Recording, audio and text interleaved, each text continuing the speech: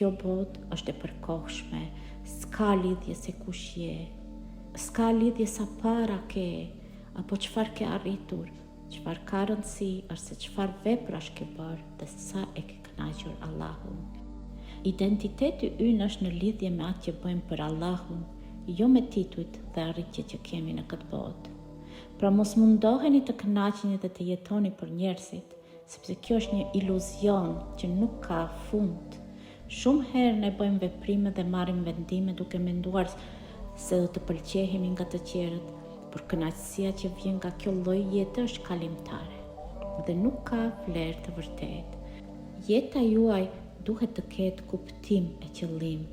Duhet të jetë një udhëtim për të arritur afërsinë me Allahun, për të krijuar një marrëdhënie të sinqertë me të dhe për të mbushur jetën tuaj me vepra të mira. Nëse jetoni për Allahun, ajo që është e rëndësishme është kënaqësia që ai do të ketë për ju, jo mendimi i njerëzve. Pasi të kuptoni këtë, do të shihni se jeta është më e thjeshtë dhe më e bukur. Njerëzit vinë dhe shkojnë, por Allahu është i përjetshëm. Përdorni çdo moment që Allahu ju ka dhuruar për të ndihmuar veten dhe të tjerët në rrugën e tij, dhe do të shihni se ajo që ju nevojitet më shumë është kënaqësia e tij.